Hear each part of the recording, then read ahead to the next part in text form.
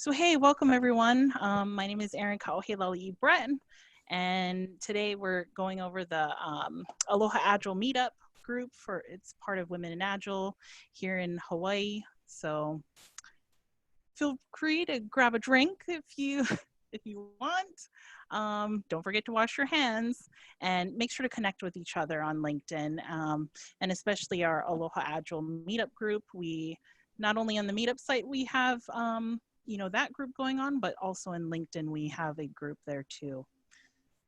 So today we're going to be going over 15 Agile techniques in 60 minutes. Thank you, Jamie, for offering to do that. So some quick introductions. Again, my name is Erin Kauhelali Brett. I'm a Scrum Master at HMSA and also the Women in Agile local chapter leader. And today, as our guest speaker, we have Jamie Champagne. She is a very passionate business analyst, professional speaker, and trainer, and you can find her courses online at LinkedIn Pluralsight and Kate Project Management. She's also an author, so make sure to go out and get that book, 7 Steps to Mastering Business Analysis. And when she's not having fun analyzing requirements or building fun and engaging training sessions, you can find her on the Hawaiian waters with her family and friends. So I want to welcome you all and turn it over to Jamie. Hi, thank you, Erin. Okay, this is fun. So digital, but we will be having and trying to share some knowledge. So I'm going to share desktop 2 here. Let's see. So we get 15 awesome Agile techniques. We look good there. Okay. All right. And just ping me, Erin, if someone jumps into chat and I keep rambling on, because I get excited. I like talking. Yeah. So the idea is going to jump in. All right. So I'm going to be a good trainer, just highlight your objectives. That I want to talk through the starting point here a little bit of just some Agile mindset. This people hear Agile, a lot of times there's like this Agile with a big A, and Agile is only done a certain way. Whereas, that I want to talk just a little bit about mindset as we get going. So I've got 15 techniques in here, and I'm going to show you ways to do them a little bit. Going to try and squeeze into, again, by 6 o'clock, we're going to, be on track here, minimal viable product here. But basically, the thought here is I'm not going to teach you every little thing in the world, but give you some ideas, some tips and tricks. And, the best techniques are when you use the one that worked. So hopefully you get one more in your toolkit that will help you when you do your work.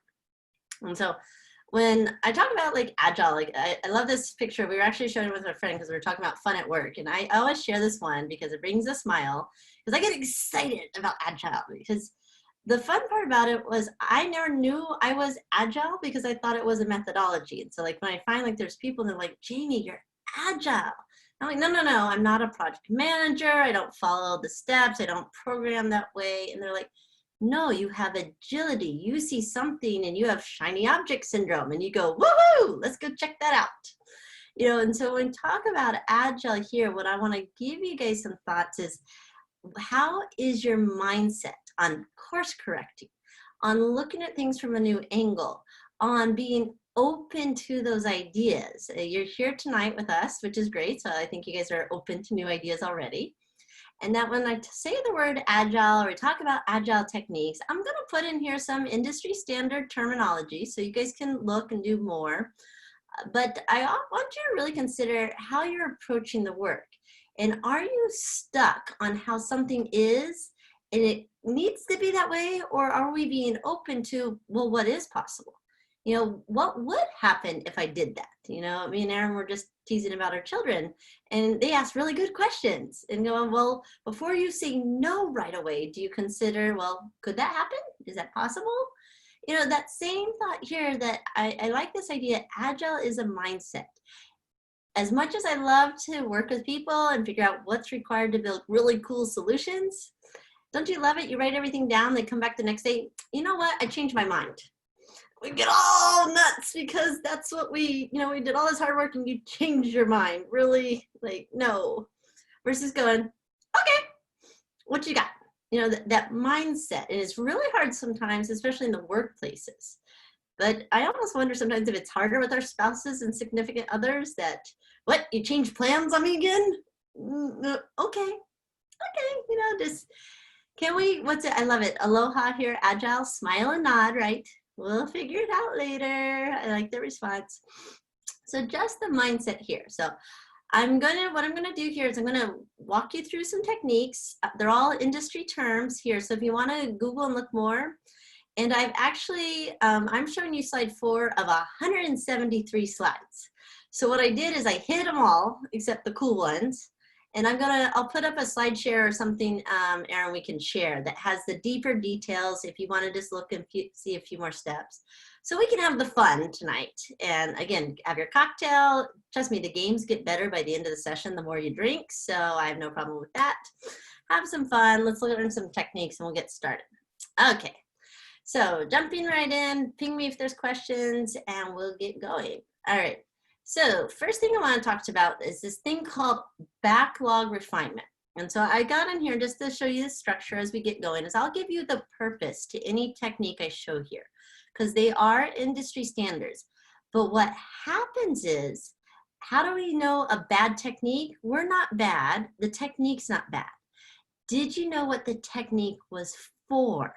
What happens is we use a really good technique for a different purpose, for the wrong situation that it was meant for. You know, that I always tease, we do brainstorming and we were actually trying to root cause analysis, you know, like you can get the exact cause, we were brainstorming. So it wasn't, we had a bad session, we were a bad trainer or facilitator. We just didn't align our technique. So that's why you're gonna see the purpose on here every time. So that if you wanna come back to this and go, hey, that was cool, I wanna try that again, when should I use that? Here's the little tips and tricks to help. So backlogging refinement, I love this. Very big in Agile spaces, they talk about, do you have enough on your to-do list? So everybody's always got something to do. I know, what a thought to all of you guys right now is your to-do list probably looks like mine and there's 75 items on it and you're like, it's always big. But when we come to work, are you looking what's in the backlog? So I'm actually gonna pop in here and I'm going to show you this backlog. And again, I like the show, don't tell methodology here.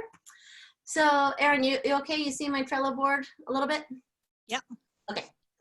All right, so this is just an online tool. If you haven't used it, it's Trello, T-R-E-L-L-O. And I'm gonna show this a couple times, it's kind of neat.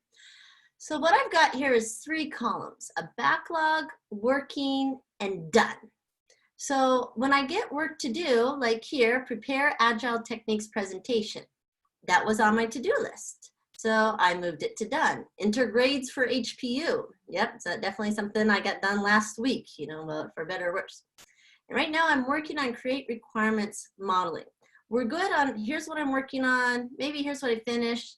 We build a backlog, but when you look with your teams, with those you're working with, is there enough in the backlog on the to-do list that is ready to go? The challenge is in here, we'll just say, start new project. Okay, easy enough. Oops, and I'm gonna spell check that. I can't spell to save my life here. Hold on, that's okay. I'm being agile here and trying to learn how to spell on a dime. If you put start new project, great, you added it to the to-do list. Did you define it in enough details that, you know, if I had, I'll just start another list here for Erin. And Erin wants to say what she's working on. If she can take this, can she put this on her working list and say, yep, I've got this project. If she looks at this and goes, I have no clue what new project is, I am just lost. No way Erin's gonna take it and move it to her list. It's gonna stay in the backlog. This is that, I like it, executive pet project. Nobody wants to touch someone's bright idea over here and they want to know who's working on it. Well, we put it on the backlog, it's there, but no one wants to touch it because the reason why is it's scary or it may not be defined to a detail that can move it forward. That I, as a user, I'm looking at here's a backlog, here's what's working, here's what's been completed. I'm not comfortable picking that up and say, I'm gonna work on that. As soon as I complete this, I finish that off, I need to pick something from the backlog. And if I'm not comfortable with it, I can't pick it up. So when we talk about a technique is not just creating to-dos, not just having some funnels of work. Backlog refinement here, when I think about the real technique is have I worked on this to a level that people can take it and help me get it done? You know, that is what we're looking here. So executive pet project, I either got to break it out or do something else that, you know, get purpose of marketing initiative. To me, where I've rephrased it just as simple as here, get purpose of marketing initiative. Just get the purpose. You don't have to do more than that, but if you could get the purpose, that's something I can pick and move over here, and I know exactly when it's done. That's the part on backlog refinement. Can we do this? Even my intergrades for HPU, if I teach more than one class, maybe I need a couple on there. We're very big on our to-do list, and they get out of whack really, really crazy. You should see my real to-do. Maybe I'll show that later. And that backlog just gets too long because we don't put it to something we take and we move it. You want to keep things moving so fast, you just keep adding, they keep getting done. Add and get done. So backlog refinement, if you haven't done it very much, the part in here is basically taking a good look at your to-do list. And what do I need to have to make it so I can just do it and then it's done? I mean, how cool is that? Simple, right? Let's not overcomplicate it. But we scare our teams and those we work with if we put it too big. And again, if you try doing this for yourself, I get kind of scared. There's things that stay in my backlog because I don't need to do it. It's just, oh, I really don't want to touch it, you know, with a 10-foot pole. So backlog refinement is something to where, again, just thinking about, do you have the detail, the clarity, so things can move forward? That's what we really want to go with here on backlog refinement. So some people do that, you know, again, with their stories. Are they defined at that level? That's a good question to ask, and it's great self-reflection here. So, see, technique 1 down. All right, 48 minutes to cover the rest. Woohoo! Okay, and like I said, I'm having too much fun. Ping Erin to tell me to take a breath, and we can keep going. No, and I wanted to add something to this one too, is just a tip that we've kind of given our teams is to create tasks that take you 6 hours or less. Like, don't create a task that's going to take you days long because you're never going to finish it. So, you know, make it into smaller chunks. That's something that you can actually accomplish. That's just a tip that we've given our teams. Oh, I love it. And even just like you say, right now, a lot of people working virtually, and like you say, they feel like there's so much going on. You know how your backlog refinement has been done? Could you pick one thing, and I like your 6-hour mark, is maybe not 6 hours even, but could I pick one thing off my backlog and get it done today? If I'm going to pick one thing and it'll be done by 5 o'clock today. If I can't do that with my backlog, my to-do list, then things aren't in a small enough chunk I can handle. To your point, 6 hours, great for a team because, yeah, that eats up the day, right? So, all right, moving on. Chime in, guys. Let's throw in those tidbits. This is this group. Next one, behavior-driven development, BDD. I love this. Okay, so when we're talking here, it's the customer behavior, because the part on this is it's not just giving them what they want, but you're actually focusing on more value. Like, can I do even more? You're not doing the things that they don't want. This is something we're so bad at. We think they want. We believe it might help, and especially our IT guys, they love to throw in all that extra stuff. But this other piece here is it really helps you talk with those you're working with. And it's really cool structure. And again, I'm going to highlight throughout, but spouses and family members, these are really good techniques with. When I talk about behavior-driven development, what we're doing is given, when, then. This is all it is to the techniques. Given a situation, when something happens, then I will do this. This is what it looks like here. Given something happens, when there's some sort of trigger, what does the user expect? And what you can do, this and means given this and this, when somebody goes to do this, then I will do this. I'll show you. So let's work through it. Let's try this. Given the current pandemic, when I need to order toilet paper, then I will go online to Amazon. And when I first wrote this, I put and cry, you know, and so, and request reorder of Charmin toilet paper. That is my expected behavior. I could go onto Amazon and reorder the same Charmin I bought like 6 months ago, you know, and just, okay. You know, so But what it's doing is look at all the logic I got behind my own expectation. It's no longer, what do you want the button to click on the website, please? You know, do you want the button here? You want the button there? You want a reorder button? You know, like we're not having these monotone conversations. It's explain to me what you're looking for, because this is where that agile piece, as I just had the conversation today, that as long as I say, here's where we're at, here's where we're going, if you get me this, I'm happy. Well, agile is everything in the middle. That means I don't care how you make it happen. The customer is delighted because you made it happen. Let the smart people figure out how to do that. You know, so we look at this, that and part, clarify it. What do you mean go on to Amazon? I will go on to Amazon and request reorder. That's where the and comes in. So it's just given, when, and. So I clarified, given the current pandemic and I'm out of toilet paper. Now this is where I'm really crying because now I'm out. When I go to reorder. So I've clarified my scenario. You can have a conversation that this is just given, when, then. And so, you know, given you just ate lunch and you really want that chocolate, you know, piece of cake, you know, when I say no, what do you expect will happen? Then this will happen, you know, kind of thing. You can have these conversations around it. It can be kind of fun with it. That here was an IT one I used because I know a lot of us do work with IT. Given the user has access to internet and an Office 365 account, when updates are needed, then the user will be notified. I love this because what happens here, this is a great example of assumptions. We love to assume things and then they come back around and they kind of catch up to us later, unfortunately. So when you do the given, when, then, you can put lots of ands in here because you're getting them to help give you those assumptions. You can ask it, but I'm not sounding technical. I'm not telling Erin you how to do your job. I'm just getting clarity. So given you have an account, right? And you have access to the internet and your Wi-Fi is working, you know, just, I can check those things.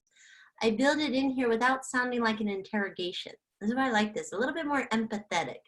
Tell me your scenario, what you're trying to accomplish, then what do you expect to happen? Given, when, then. I love this approach on here. So like you say, you can add it on here. I don't only want an email, send me a text alert, or I want a Teams alert, pop it up, something. So that when you work with someone, this given, when, then approach, I like it because it's very much a tell me what you're expecting when you're trying to do something, what it's a softer way. And just again, not saying you do this all the time. Don't go around all the your bosses. Given what, when do you want, then what, you know. When you're trying to understand and build extra value for your customer, this can be a great way to articulate their expectations. Does that make sense to everyone? I'm giving you volume here today so we can practice more later. So I'm not going to keep moving until you pop in. So just so we keep going on things. However, please don't hesitate to ask for another example, or if you want to try one of these things as we move, happy to. And like I said, I've got loads of slides behind here I'm happy to share with the community. So we'll make sure those are available. And I had, sorry. Yep. So this is another great technique when you're just trying to decompose like this high level requirement and really get into the nitty gritty of like, how am I going to test this thing, you know, from a tester perspective. And just breaking down all those steps into this given, when, then type of format, it helps so much with just clarifying, you know, what do you mean by this requirement? Sorry, so Kool-Aid had a question. Is this something that you do with the end user? Yes. Mm-hmm. Absolutely. You can totally do that. Yeah. Very customer focused on it. And what's actually really cool, Erin highlighted a big thing when she mentioned testing, is a lot of software development systems, actually the coders, the IT people, if you're working with any kind of IT and software, they actually have a lot of their story tracking requirement systems will take your requirements in a given, when, then statement and create test scenarios for them because they're flipping around basically the expectations. So it's really great from those of us who had to like write those awful test scenarios for all these little micro requirements. There's actually so many tools out there that take, when you write it this way, they'll flip it right for the IT guys to say, here's how you test and validate. So this is often considered test-driven development because again, it's very focused on that expectations. And like you said, customer, I like to say use it with your customer and be mindful your customers are internal as well as external. Can be vendors, can be community members, can be your paying customers, but finance is a customer of IT. You know, HR, a lot of people are customers of HR systems or processes. So, you know, both ways on the customers. Excellent question though. Awesome. Okay, we good? I'm gonna keep jumping. Okay, here is another fun one, job stories. And I was thinking about this. This follows a little bit of the same structure. That's why I want to throw it right in here. They help you to articulate that to-do item, you know, and just how we're trying to understand customer expectation, the stakeholder, how to translate it into what work they're doing.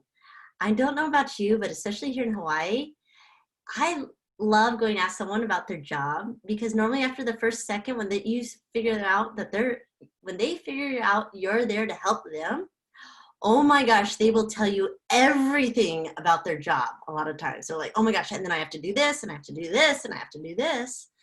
Job stories is a way to take it from this like process automation and like there's no more body, there's just somebody pushing buttons, to actually sitting there and saying, explain to me what you do. You know, that explain to me how you accomplish your job. And what's really nice about this is, how many of you guys struggle with when you ask people, well, I got to help improve your process. And they go, well, we've always done it this way. We're always done it this way, and we're always going to do it this way. That this shifts the focus back to being able to say, well, what are you trying to accomplish? You know, the jobs, most of our jobs in organizations had a role in mind and a responsibility and a task, a completion goal. When we lose sight of that with all the day-to-day noise and I was just told to do it this way and that's how I'm going to do it, we can talk about what do you hope to accomplish. So job stories, and Erin, I love if you want to chime in if you have any stories around these too. I really like these.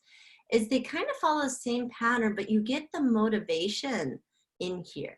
You know, I want to be able to do something. You know, this is the part, I want it easy.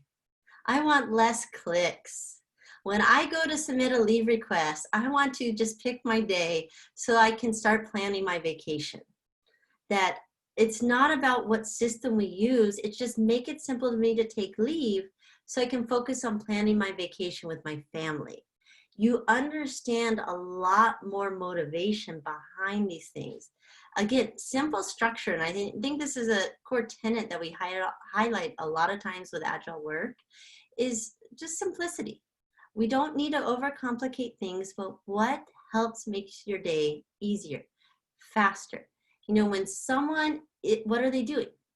Why are they doing it? This is another way, instead of asking why, that our little 3-year-olds always do so well.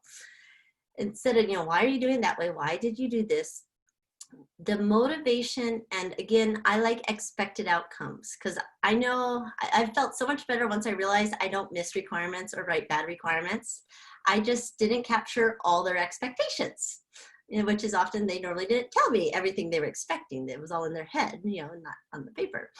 But this part walked me through a situation. And so when I really like this, you know, this is great when doing user acceptance testing, because you also put their expectations, but they'll miss steps, but you ask why.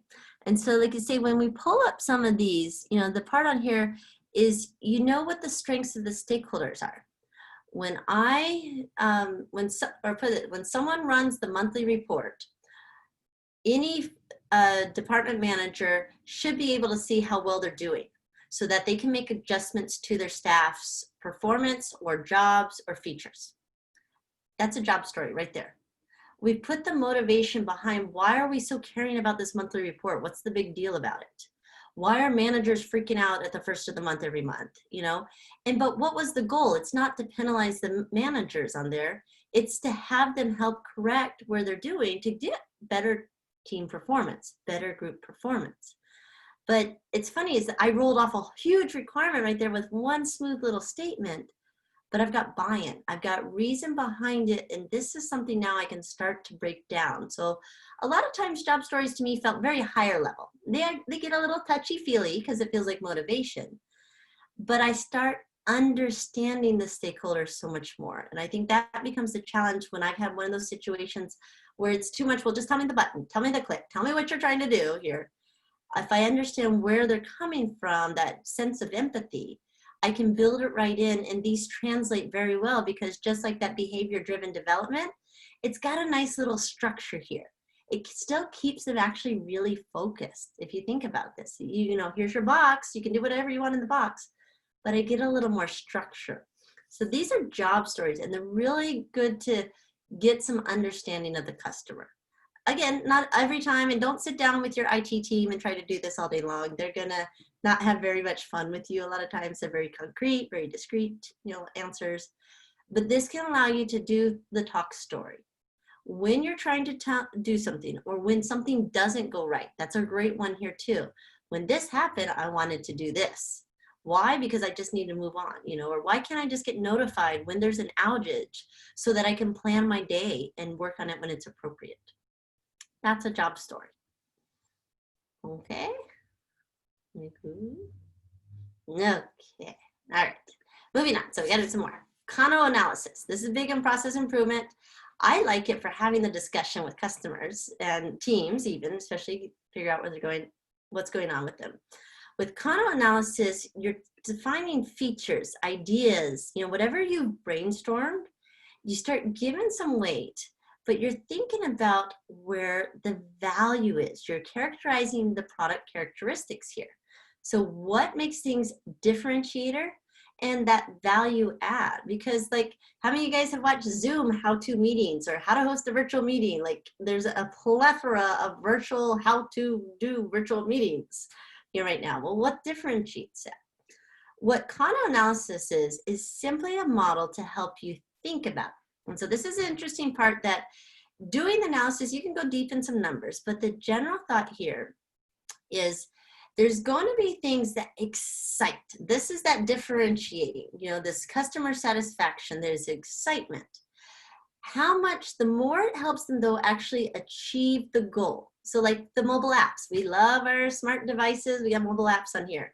They're always adding features. Think about it. Adding a feature on there. Is that something that just is cool and easy to have, or does it help me? I think there was a feature on one of my banking apps that seemed really neat, but I think it was Bank of Hawaii. They added their emojis to it. And when they first did that, I was like, oh, that's cool. And then I was like, well, what do I do with it? Like, it didn't help me do anything. I was like, oh, I got emojis in there. Cool. And so it's good, customer satisfaction. But then there's also the opposite, these thresholds. These are the part where you've got to at least minimally make it functional. It's got to at least be there. You know, if you don't have how to check my balance on my mobile app for my, you know, finance app, it doesn't work. It's going downhill. I need to at least have functional. And so then what's really great is if you can get the team to get this performance attributes up to this far right-hand side. This is where we're talking about what are things customers love, and it helps it get things done. And so just the challenge on here for being agile is when you do this with your team, and what my favorite thing to do is get the sticky dots or the Post-its. Put the features and put them where you think they are. Are they more excitement or are they more threshold? Do this with a group and brainstorm where you think the customer value is. Because here's the other thing to watch. We do this and we put it out. How many of those excitement features will eventually become a little bit on the expectations? We're going to talk about this with another model that you have to watch because they're exciting, they're new, they help me do my work. Well, you got to keep them performing still. You got to keep those features. What is the next feature that's going to excite and still help me get things done? If it just helps me get things done, careful, that's kind of sitting below my customer satisfaction level. And so this is one simple way to explain it with the group is get all the features or all the things you want to do for a customer. I'm sure like Aaron, HMSA, like all the feature enhancements to the portals or working with doctors. Is it helping them, you know, give good medicine? Or is it just cool because the doctor can go in and see something? You know, where is that here on the Kano Analysis? Because you don't want to miss the threshold ones. But when you're talking about customer value, you can't have everything at the bottom part. Otherwise, it'd be like, yeah, it's a really good app that no one knows how to get past the login page. So therefore we don't get the buy-in. So Kano Analysis, it's just that perspective I've told you, and do it often. That's what I like to do, is come back to it. What was exciting last month is old news this month. And we see that really fast now about things on that. Any questions, Ken, on this? I really love this, model, especially to use for just looking at like value-driven delivery. Am I providing value to my customers? Because if what I'm going to be implementing isn't, and it's really not needed, then it should be lower on the priority. So, using this sort of technique and even the job stories and really mapping out what your customer wants, that is so valuable.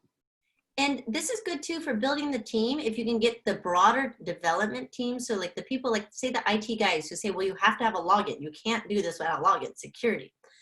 Put it in there. It's a threshold. You have to have it. It needs to function. But then what you can do is, if you put sticky notes all over this, where's your balance? Are you too heavy on threshold and nothing that excites? Or is everything exciting, but my gosh, we're not going to be able to do anything but send emojis all day long, kind of thing. That it gives a visual cue to kind of let the team weigh in. And it's not, you don't have to go into deep numbers if you don't want to. Just get it out there. Like you say, you can kind of see where is our focus. And because you may not realize, when we thought we were being really customer focused, it's all very, functional, very functionality and kind of boring stuff, versus, oh, we were so making a profitable product and it's only going to be exciting. No one's going to actually buy it. So just, it's a great way to kind of, again, shift our little bit of view and focus there and kind of keep us really in tune with the customer, but that value. I like the word value. We can't overstate the word value here. Okay. All right. So I'm going to chime into this next one here. Minimal viable product. Woohoo! This one, MVPs. I love it. So some of my stakeholders, once they learn this term, they love it. I don't know why. We're doing another MVP. We're doing an MVP all over the place. Okay, so we got a big, boring purpose definition here. Avoid cost and risk, by building the wrong product, by testing a hypothesis, reducing waste, and increasing speed to customers. My simple answer here is Post-its, the scratch paper, anything I can write on and throw away. I write on my papers like 5 times. I've got like here, 15. Because an idea on this paper, if it's the wrong idea, I've tossed it for 2 cents. If I build a project and spend $1 million on it and it's the wrong project, $1 million is hard to recoup. Minimal viable products, if you haven't done it before, these are simple. That it's, what can I deliver that accomplishes the goal? But here's the piece we've got to miss on here. There's the hypothesis and there's the feedback loop. I see too many people, well, here's our minimal viable product. That means basically we ran out of resources. Here's all we could get done. Here's what you get. That's not minimal viable product. You tell me, I love this. You need a red Ferrari. I like this example. Okay, you need a red Ferrari. What do you need to do? I need to get to work 2 blocks down the road. Okay, great. With your minimal viable product, here's a skateboard. Okay, no, I can't do the skateboard. I can't fall. I need something to hang on to. I still only got to go 2 blocks to work. So great, I give you a scooter. You got handlebars. Well, no, I need to sit down. I can't stand all the way to work. I need to sit down. Okay, here's a scooter. We might work our way up to a red Ferrari. Maybe it's not the Ferrari. Maybe it's the Tesla, or maybe we do something else, because you understand customers. But with this simple example here, each iteration, I got some feedback. He didn't tell me at first he needed a seat. He just said I had to get down the road, like most of our customers, they said they wanted the red Ferrari. And so the scooter actually does work. If he says, well, I need to carry something, I need to be protected from the rain. Those feedback things that I wasn't getting the first time I asked him, they get when people can touch. I love minimal viable products. I like prototypes. Touch it, feel it, because the feedback loop. That it makes sense on what is that goal, what are you trying to accomplish, and what's the minimal work I can do. They say in Agile, maximize the work, not done. That means not waste my time on anything I don't have to, because a skateboard's really cheap, scooter's really cheap, moped is still cheaper than a red Ferrari on here. But when you do minimal viable product, because this thing is great to research and look up, it's really, you know, lots of science behind it. The things I watch people trip up on is, what is the problem to be solved? Because what you do is you're coming up with a hypothesis. You know, pop quiz, guys, you remember science in middle school? You got to formulate a hypothesis, and then you test it with your science experiment, and you see if your hypothesis was true. What is hypothesis? It's an educated guess, right? So if you figure out the problem, your MVP is the minimum amount of work to see if your guess is right. Is this what they need? You're doing the minimum amount of work to try to guess correctly how to solve their need. And then when I do it, I take everything I learned from giving them that first idea to make the next iteration. And this is what I love when I talk with my Agile teams. You're never wrong. How cool is that? You're not wrong anymore, ever. As long as you take the feedback and you go the next loop, you just didn't do enough iterations. You didn't get enough feedback. Your first iteration was not wrong. We just didn't do enough of them. Do a couple more, then our customer is happy. They're delighted. So the part though on the minimal viable project, this is going back to your mindset. And are you okay with giving them something that may not be 100%? But people are more apt to tell you what they don't want when they see it. They are more apt to tell you what they do want when they can experience it. So if I give you something that starts to, I hypothesize what your problem is, I'll get better feedback and a faster course correction to what you really need. So that's the part I like here, is it's one of those things where people say, well, you spend too many iterations, you'll spend more money than one time planning it. They've often shown a lot of studies that those few iterations get me to shorter what just is needed than trying to plan a big gold-plated thing that, yeah, he still liked it, but it still was cheaper to go with what we gave. So, and again, what we build for our customers now, especially our organizations, is that still valuable tomorrow? We have to ask that question. So same thing here, get feedback on what they're using and then turn it into what's my next minimal viable product. Does that make sense here? I've flown through this one. This one, I love it. It seems so simple, just build the smallest things possible. But this is the part where if we do it right, this is a really helpful technique. This is the Agile mindset. We still got them. We haven't lost the bear. We got a few. Okay. Personas. Oh, this is so much fun. Okay. Word-wise, if anyone wants to share, please change the name of the guilty to protect them when discussions points, please. But when we talk about personas, you're actually trying to figure out how to understand and empathize with the stakeholder. But it's that way I have something tangible. I like it here in Hawaii because I think we're actually really good at this naturally, because we don't say the finance officer. You know, a lot of the military people will do that because that's the rule. Whereas when we talk, we'll say, no, Joe does it this way, and Anna liked it this way. Or you have to go talk to Tim because he's the one who knows how that works. We're very personal. We're very engaged here. So we've got a good sense of persona. But what we do is when we build something, when we create something, we're going, well, for a customer. Who is your customer? I like doing the conversations, a retired couple who's paid off their mortgage and their kids have their own families is an entirely different market from a recent college grad or someone still in college. You know, that their perspective on whatever product you're selling is very different. You know, and it's not just knowing your audience. What we do with personas here, this is where we take it a step further with personas. You need to describe a real person. When I want to talk about who my customer is, I give them a name. You know, Finance Fanny was someone, was it, let's see, Silly Sam, you know, you can have some fun with them, call them their names, you know. We had John, Esther, Joe, Michael or something. Someone wanted a four-named name. We gave them a real name and we gave them personality. We described their family, where they worked, what they did. Because what we did is with a persona, you start mapping out more about them.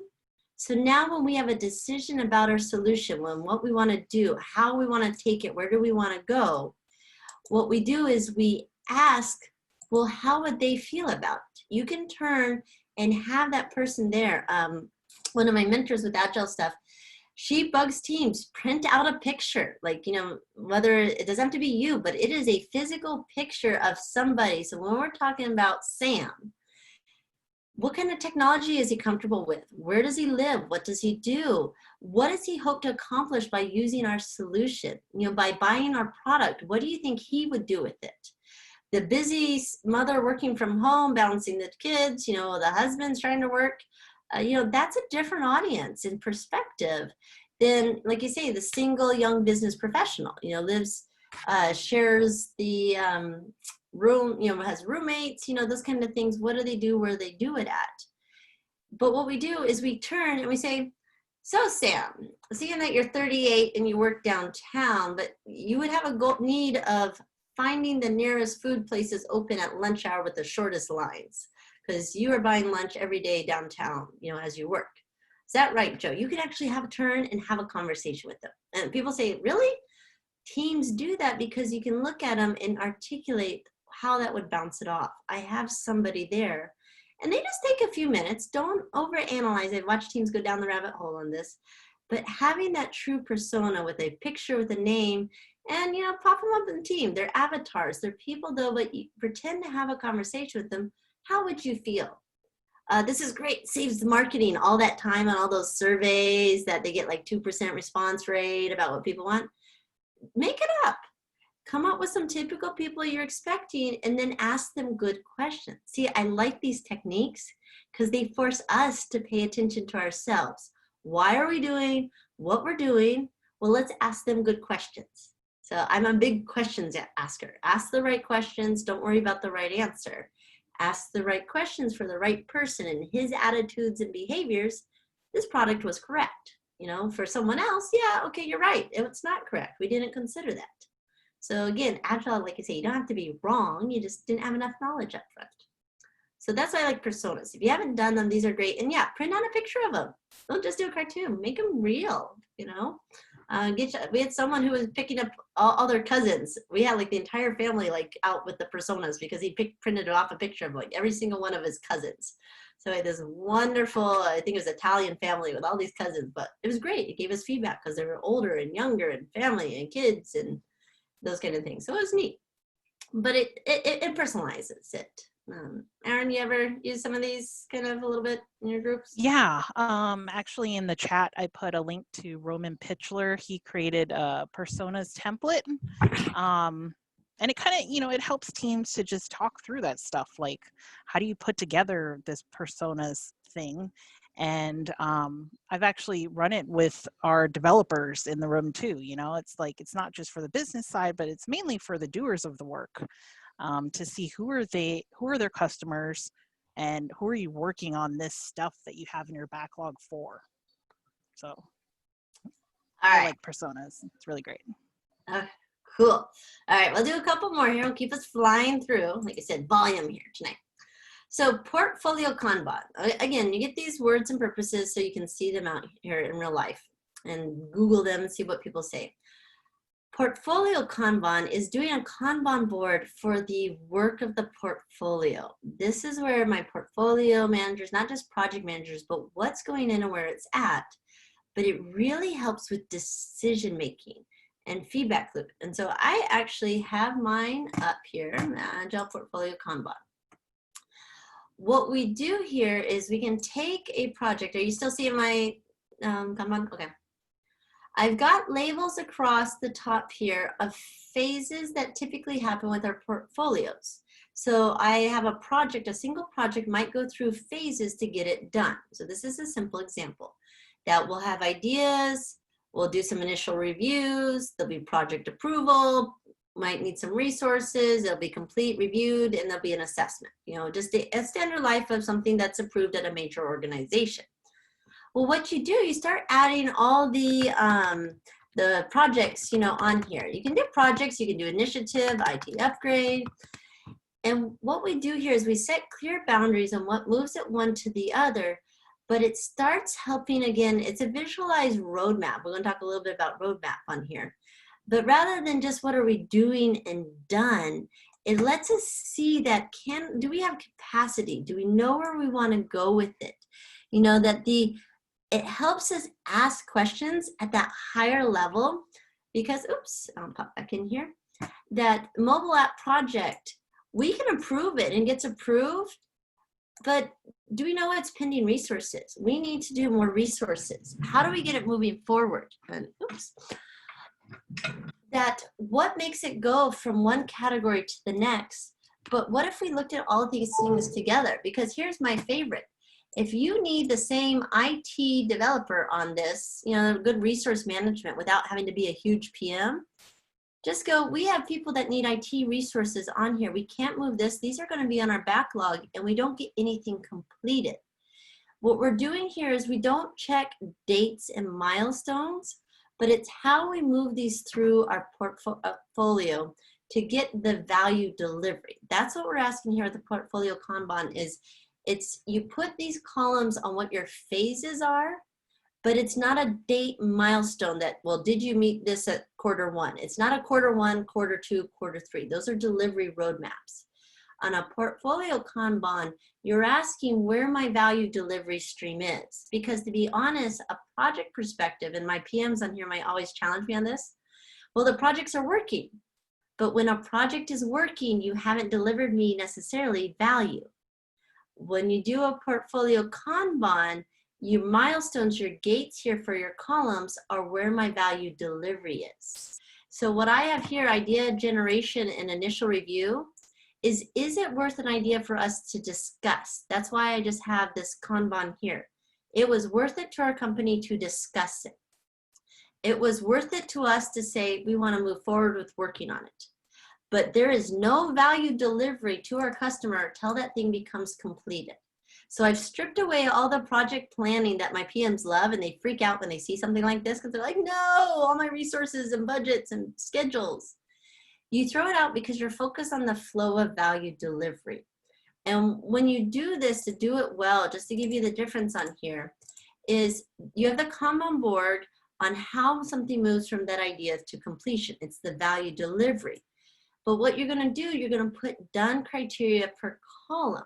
So this is not just you hit a milestone by a certain date. You have to tell me what it does to deserve people to be assigned to it. Where have we determined the value? And what you do is you start setting the limits per column.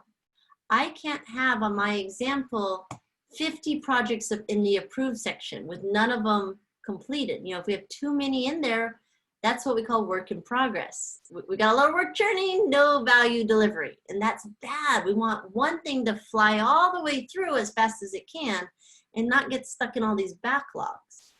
So when we do a portfolio Kanban, those limits, because then what you do is you put all the strategic items on here and you review it with the team. And then what you can even do is you put metrics on them. What is those metrics of when we make changes? This is a really big decision making. Like you say, I could probably spend an hour on portfolio Kanbans to use them really well, but it's a way of showing my value delivery stream, but feel free to use it at that strategic level. That again, all that hard work on getting the project approved, no value delivered till it's done. So on that scary note, your customer gets nothing for 6 months. A lot of times today's age, 6 months is too long to wait. So do we either need to break it down or do we need to prioritize some resources and move it all the way through, then get to the next one all the way through? Eliminate that work in progress. And then of course, executives love visuals. Make it prettier, the better. You get more buy-in. But it's easier to talk, well, which project's more important? Where do you think the value delivery is? Or where is our roadblocks? It's easier when I can flip here and I could show you 15 projects in the project approval column with none of them completed. You know, that there's nothing completed. That's a much more visually impactful statement. And again, I use these tools, like me and Aaron, we always play around with the technology. It's so simple to just move it. Say, all right, well, put it on the backlog. Let's get rid of it. Let's throw it way back here and it's got to wait. We need more time. That's the agile nature of it because it's not meeting your criteria to move to value delivery. That's our V word here. So again, you can spend a lot more time on portfolio Kanban, and so thank you for getting the teaser taste on all these.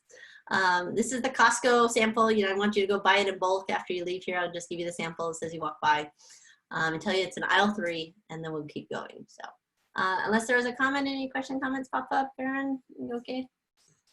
All right. Okay. I'm scaring them all. Running for the hills. Okay. Product roadmap. There's two big things on product roadmap. These are great because this lays out how you hope to achieve that value and you measure the progress against it. So roadmaps are really good, but they're very focused on a feature, or what I really like to do is the value delivery. Which elements are we delivering and when do we plan to do it? So on here, I just flipped over and I'm gonna do my product roadmap up here. Yes, here we go.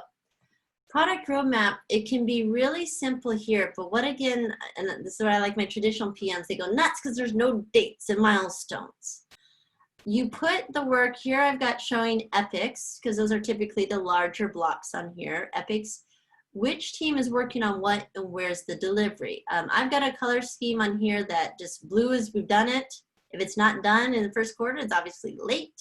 And then yellow, we're waiting. But the part in here is when do I see value delivery? So the visual helps with my traditional because you can see resources. You know, Epic 12 will finish, it finished early. We got a little extra time there. But showing that the value deliveries, yeah, it's coming in quarter 3, but this is where we've got to work on it. But this is where you're going to get the value. It's just simple visual piece, but do it by feature set. And what I really actually, the best part about doing a product roadmap is you force your team to go back to value delivery and what features deliver the value versus getting stuck on little detail requirements. Well, it must do this.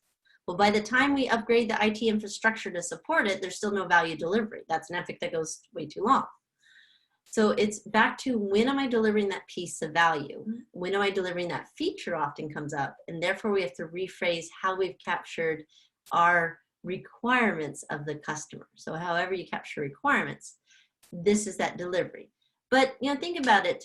Product roadmap is a common term with a lot of marketing people. Here's our product roadmap. We're going to launch this product this quarter, launch this product next quarter. Those are always marketing because that's the customer value.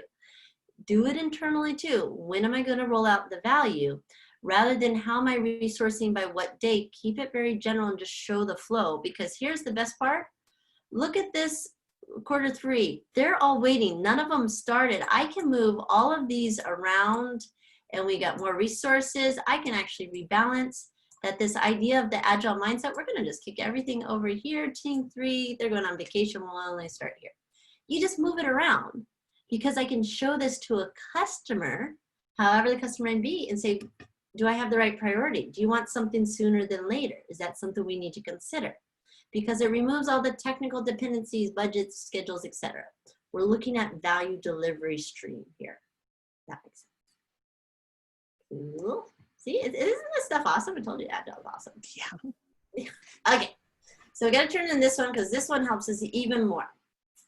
When you are talking about those features and you're brainstorming, you're coming with everything, and I love this.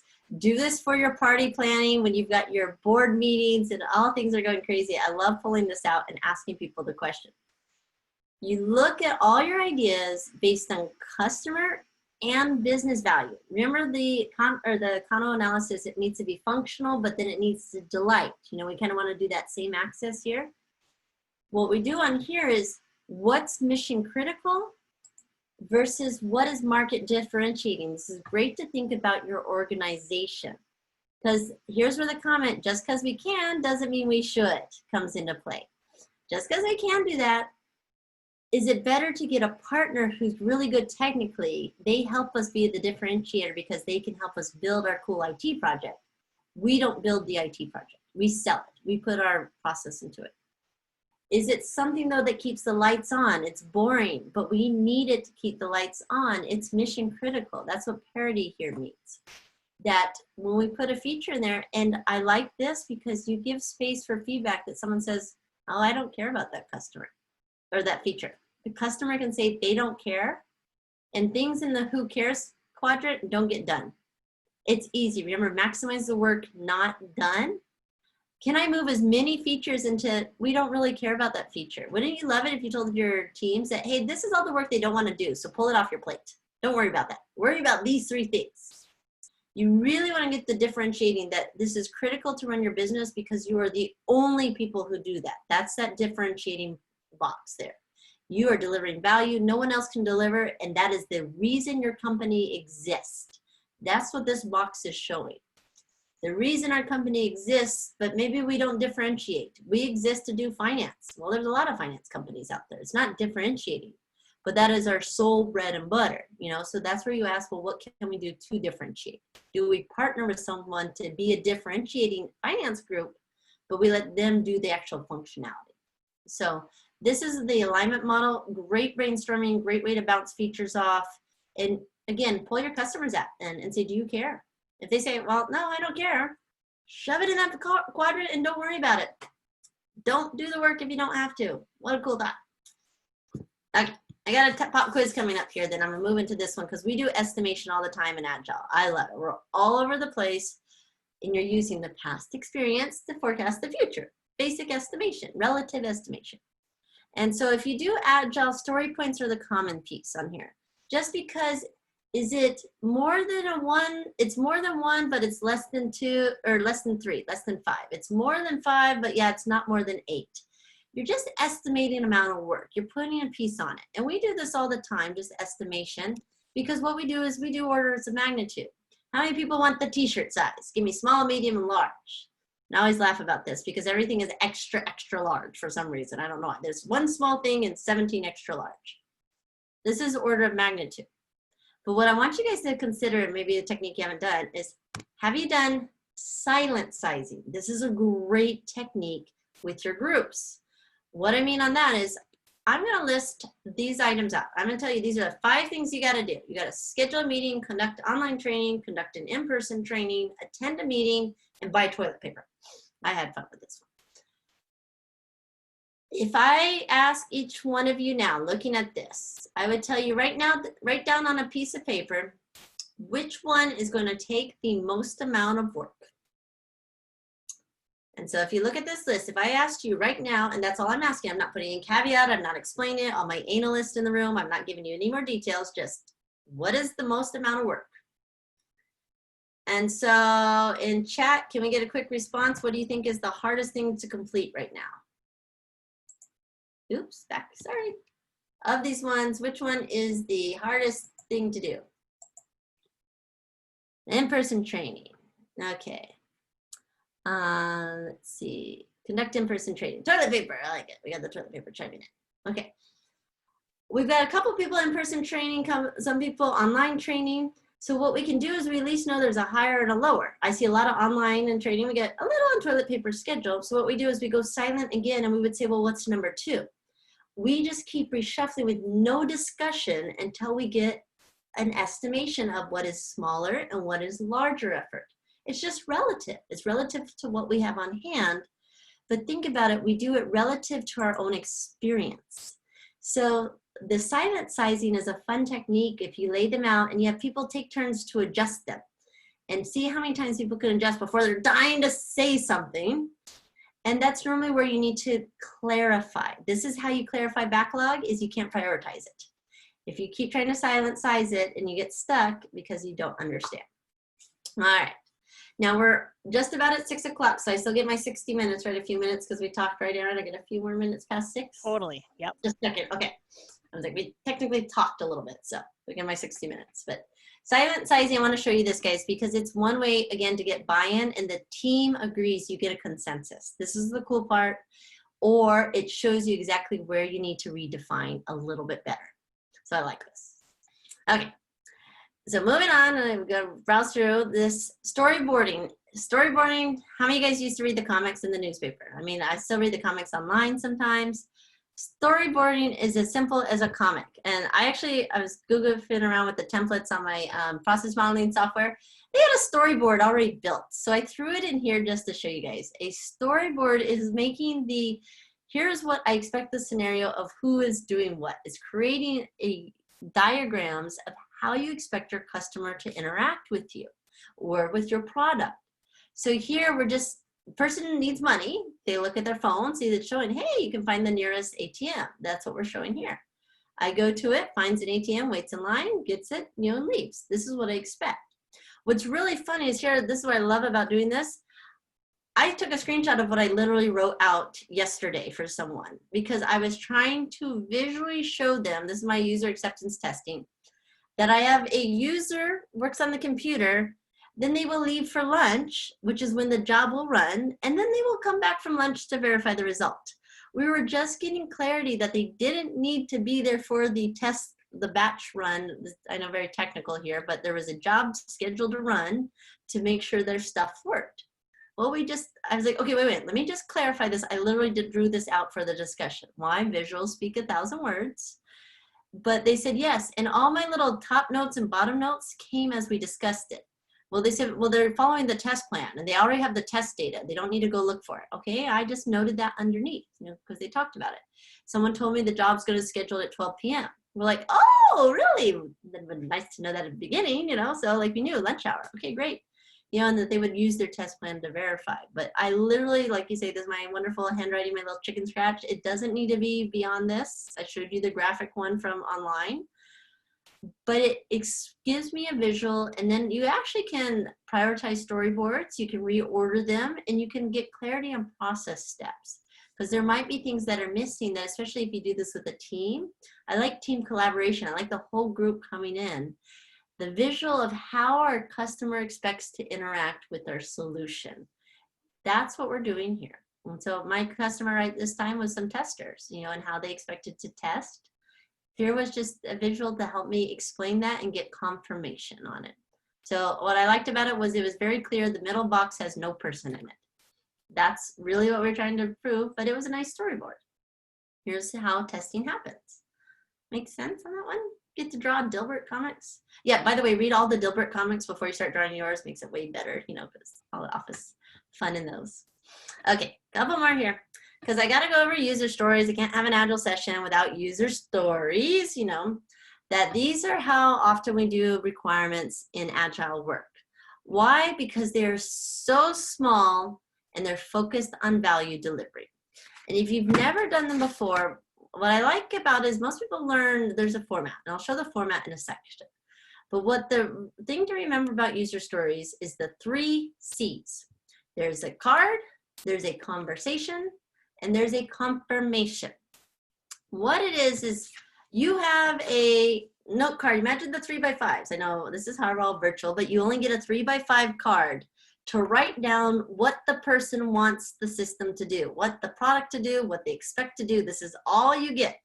And I'm going to show you guys up here a little bit.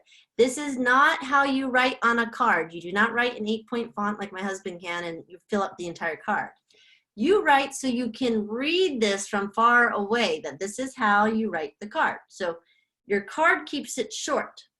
But what we do is we have a card, you write down all the things you think people need, and you pick a card up and you have a conversation about it. What do you mean? The card is meant to start the conversation, not to verify and get all the details right. It's to start a conversation that you would put on the back, the confirmation. The confirmation is your acceptance criteria. What you're willing to accept. If you give me this, I will happily accept what's on the back. That's because we have a conversation. I can flip this back and forth with the customer and say, what are you expecting? And if it makes more sense, this is where I want to show if you haven't done user stories before. These are fabulous. It's a feature set to go as a project manager. I need to track schedule so that I can manage my budget and resources. That's all it is. As an acceptance criteria, I would say I'm able to see the schedule and I'm able to see resource conflicts. Requirements are really simple. You can write them in this way too. In order to deliver some sort of business value, so in order to successfully manage my resources as the project manager, I need insight into which resource is working at which time. Don't care how you do it, but as long as my acceptance criteria on the back would say, as long as I can see when my resources have conflict, I'm good. The developers can take this and go build it however makes sense for the organization. I have a conversation, something I can start with. Here's my little insight trick for your takeaway on this. Turn this structure, and this is user stories. You can look at this till you're blue in the face online. There's user stories all over the place. These are great questions. As the project manager, you need to know every last detail of what every single team member is doing on this project so that you can, and you let them fill in the blank. In order to properly manage our budget as the project manager, you need what? Leave it open-ended and have your customer fill it in. That this structure, I love it. And I do always give my example. I ask as a 13-year-old hormonal female niece, you need to share every last detail of every waking moment of everything you do with the entire world on social media so that you can, and I left it empty-ended. Word-wise, I got a mouth or ear full of, I can't wear the same thing Jenna does. If I wear the same thing as Jenna does, that's awful. And I can't do this, and I can't do this, and I can't do this. And I was like, okay. It's a great elicitation technique to throw it around on there. Definitely throw it back the other way. So take user stories and flip them into that conversation piece. And maybe you don't know what's expecting, so have it. This is confirmation. This is affirmation that you've come at it from the right direction. I love flipping user stories to be my questions. They help me get more things done. So I really like this. All right, a few more to fly through. User stories, though, they're bread and butters of Agile work. If you haven't seen them, they're great. Get comfortable with them, because the part to remember, though, is those 3 C's. The conversation, and the confirmation. I love knowing what people are expecting, because normally that's where my headaches are. Unmet. All right, these ones, easy story mapping. This is just taking that little bit with our product roadmap. Lay out where your stories relate. So if you're going to build all those user stories and all these little details, give people a map, show them the delivery of value. So once you do all those little cards, see my little post-it notes online, turn them into little cards here. You know, show me where my cards are going on how they go, because some of these are big. I got to break them down. So across the top is my high-level milestones. Down below, here's my little ones. When we do this in person with people, we literally take the cards and we organize them. We lay them out. Here's where we think, you know, do we have dependencies? This is higher value. This is sooner. This is better. Whatever the team thinks is criteria, we just organize them. Do a story map. Don't make it more complicated than it needs to be, other than keep your levels clear. Don't combine high-level big projects with the tiny little update the login button. Just keep them at different levels, but show me a nice map. Because also, look at this, there's an arrow. People feel like we're accomplishing something. I know I say visuals all the time with Agile, but it does. It gets the buy-in, people see where they're going, and they're excited about value delivery. Okay, I get 2 of my favorite things next, and then I think we're good. All right, so here's something I love, I live by. I love value stream mapping. Bottom line on this, do the work that adds value, don't do the other work. Simple as that. And guess what? I got a really, of course, I'm an over-analyst, and I complicated the heck out of a wonderful diagram here. Don't you like this? You know, what you're looking here is, if you think about the work you're doing, so, and this is just an example of, I put in here, cycle times means I'm doing the work. Queue time means I'm waiting. There's lag. And what you do is, when you look at the work you're doing, if you list every step you do, there's normally a lot of work time, there's a lot of lag time. They call that the waste. With value stream mapping, what I want to do is figure out a way to kill off that queue time, so I'm only doing value-added steps. And what I love about this, and so like I say, I get to do what I can do in a class in, like, you know, an hour, I do with 2 minutes. You take your sticky notes, love your sticky notes, and go step 1. So I'm going to like request leave. And then I'm going to wait. And then I'm going to get approval. And then I'm going to add to calendar. And then I'm going to, I don't know, send email. Just to go on leave, I got to do like 15 steps. And then what you do is you put a time underneath them. Do this with Post-its. I love this. Request leave, that only takes me 2 minutes. But waiting on my manager's approval, sometimes I gotta wait 16, what did I put, 16 hours one time. Okay, I wait 16 hours on here. So just what you do, you quantify the time. If you don't have money on there, get approval. Well, that takes another hour of actually doing the approval and getting the email. Adding to calendar can take me 15 minutes sometimes, because I got a schedule, and I'm sending an email to the team. So send an email to the team, that takes me 3 minutes. There you go.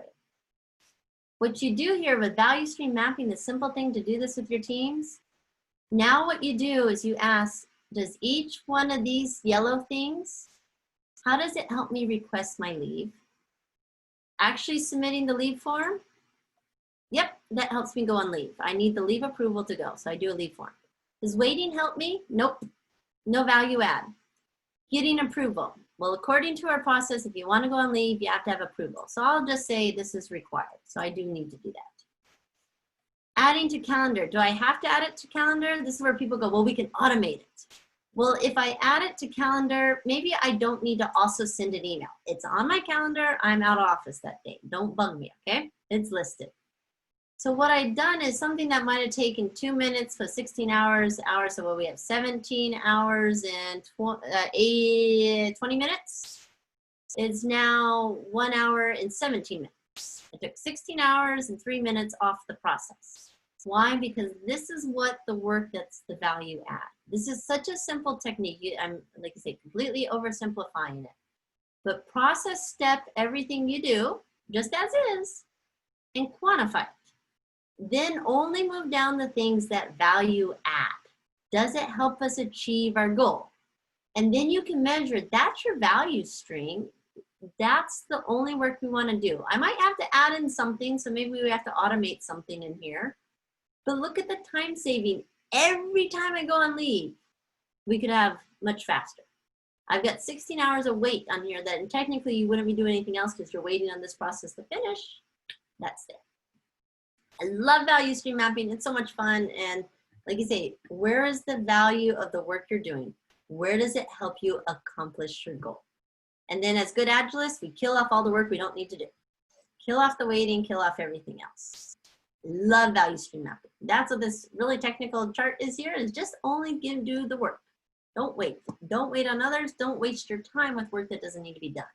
So just send an email if it's already on the calendar. All right, so I'm at my 60 minutes. I'm doing pretty good here. Retrospectives. This is a cool word. Lessons learned. Reflect on what went well, not just the product, but the process, the team.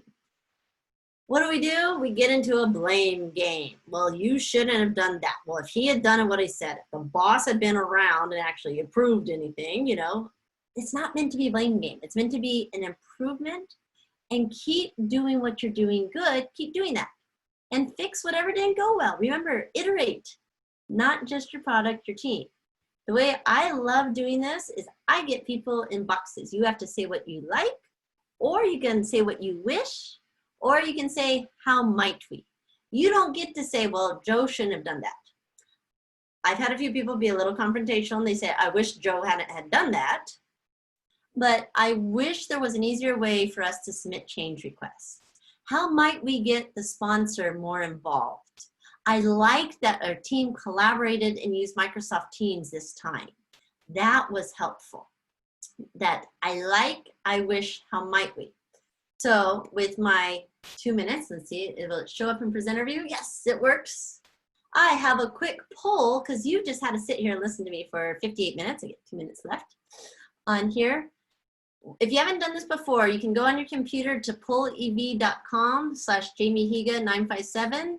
Or if you have your phone, text, the phone number is 223, and then the word you text first is JamieHiga957. So it's really fun to do on your phone if you haven't tried it before. If you have, you can do it on your computer, wherever you're at right now. So what did you like so far of what you saw? What do you wish I kind of have discussed about or shown more? Or how might we? Where do you see a challenge on how might we do this with our team? So like one of my pieces on this is like, I wish we had more time. Because these things are fun, and let's see, we'll go through. I wish we had more time. See, Jamie's chatting on here. If you haven't seen the piece, this is being agile, trying new technologies, having some fun. I can get feedback on here, but I want you to say something I wish, I liked, or how might we do this with our team who's virtual? How might we consider a product owner who doesn't want to show up? How might we do something? Liked how simple you made the techniques. I like that. See, I like that. Constructive. So I can take from a retrospective, keep the simplicity. You know, wish we had more time. Consider your volume and your time space. Either if we don't have more time, condense it. Maybe we do 10 techniques on here. All right, you just picked 5, went deeper. See, look at this feedback. This is retrospectives, but challenge yourself to say, I like, I wish, or how might we, and then we get focused on very constructive and positive influence on here. All right, I know everyone's playing. They're like, yeah, we got a game. Wish sessions for deep dives. I like this. I get feedback. I get ideas.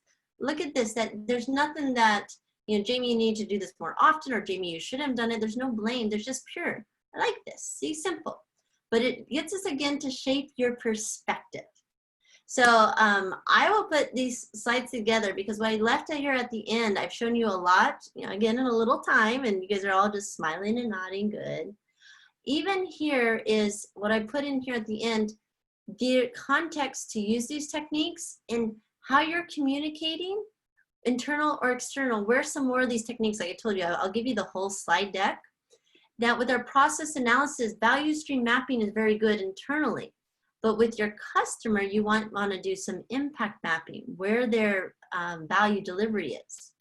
The minimal viable product roadmaps, those are internal, but Kano analysis is very external. See, look, who had the question in there about where we would do it with our customers, definitely put it out there, you know, kind of thing on some of it. I wanted you guys to see internally and externally. I know this is really fast and I've got a lot more techniques in here. I actually have 24, I think, total. But even just some of the pieces on here, those personas, storyboarding, they're very good for understanding your customer with your teams. Requirements management, those are some of the other techniques I showed you to help you understand what's required. With that, I have flown through and I have times for any more questions. How are we doing, Eric? We doing okay? Doing great. No, thank you. Thank you so much.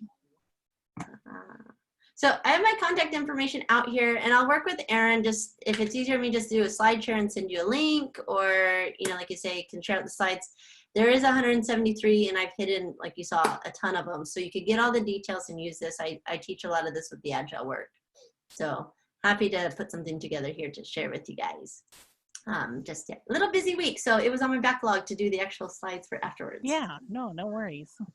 And we also recorded the session too, so when it's posted on the Women in Agile site, I'll send it to you folks, the link to that, just so you have something to look back. And if I'm not connected with anyone on LinkedIn, that's my favorite. You know, my contacts here, Twitters, follow me here. Happy to keep the conversation going. And again, a lot of these things, tips and tricks I learned by either learning the hard way, like you see, retrospective, or I've had good people share with me. So like the Women in Agile, to me, this is fabulous that I have a place to share, get feedback and ideas. So yeah. I don't know, any other questions or comments? I know, such a mouthful. Thanks, Mimi, for the tips. So let's see, was there anything else?